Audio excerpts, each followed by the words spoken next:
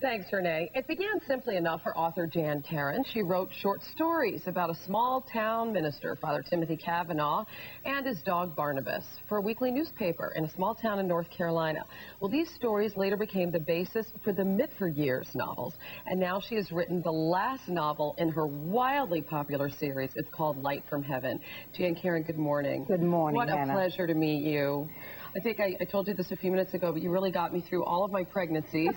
I wanted to find some nice, a clean book, I guess is the best way to say it. Something not upsetting and uplifting to read, and I think that perfectly describes your novels.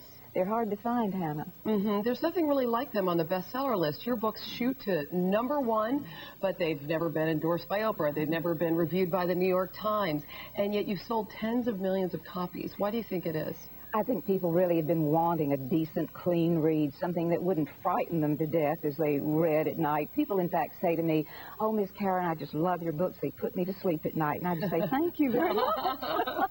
It is easy to sleep after one of your novels, and they're about Father Timothy Kavanaugh, for those who don't know, a small-town preacher, and his wife, Cynthia. There have been 9 of them, and where do we find them in this final book as you wrap up the series of their town of Mitford? They're farm-sitting out at Meadowgate Farm, and this introduces, this last book was most difficult because I had to tie up all the threads in Mitford, which is a town of more than 700 characters. We've written about 700 characters in this series, and then I moved them out to the country, so their life in the valley is now a whole new life. And then he takes on a small mission church in the mountains, been closed for 40 years, and that introduces a whole new set of characters. So this book doesn't look so big, but it's absolutely bulging. Is it hard for you to wrap up all the Mitford stories and all those beloved characters and say goodbye to Mitford? Not really, Hannah, because it was just time. Timing really is everything. It was time to let them go and to move on to something new. And of course, because I like Father Tim very much, he's easy to be with, he's trustworthy, he's even fun occasionally. I'm just going to keep him and go into another series with Father Tim, but we won't see Mitford anymore. We'll hear about it with a cell phone and you know, modern communication. I was a little afraid because Father Timothy is 70 years old, and when I saw the title, Light from Heaven, I said, oh, please don't be letting him die in this book. So thank you for not killing him off. I do appreciate that. Mitford is based on Blowing Rock, North Carolina, which is this lovely, charming town. And your personal story is so interesting because you were in advertising. You won what was essentially the equivalent of, let's say, an Academy Award for your advertising writing.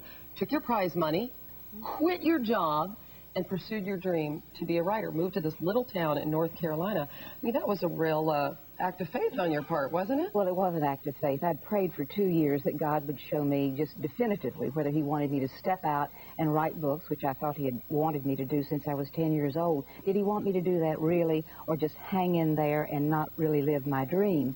But I did step out on faith, and it took 2 years to write a book and then 2 years to get it published. So be prepared for a long wait if you do that. Well, you know, it's so interesting because you did this at age 48. I mean, that's a time of life when a lot of people would be afraid to make a major change. And you said that once you made this decision, you moved to Blowing Rock, you sold everything, your life was you had just thrown it all away to write, and you couldn't figure out what the heck to write about. I didn't have a word to say, and nothing important to say. And so I just continued to pray, and God just spoke to my heart and just said, hang in there, I'm with you, don't look back. And so I never looked back.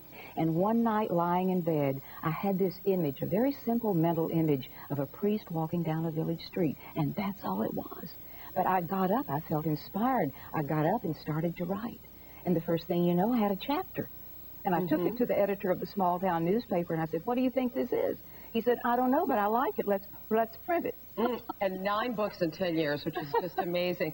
And because he is a priest, and there's this wonderful undercurrent of Christianity, a lot of biblical references in your books, but you say that you don't just write for Christians, you write for everybody. If there's a message that you want to get across about God in your books, what is it? God really does love us.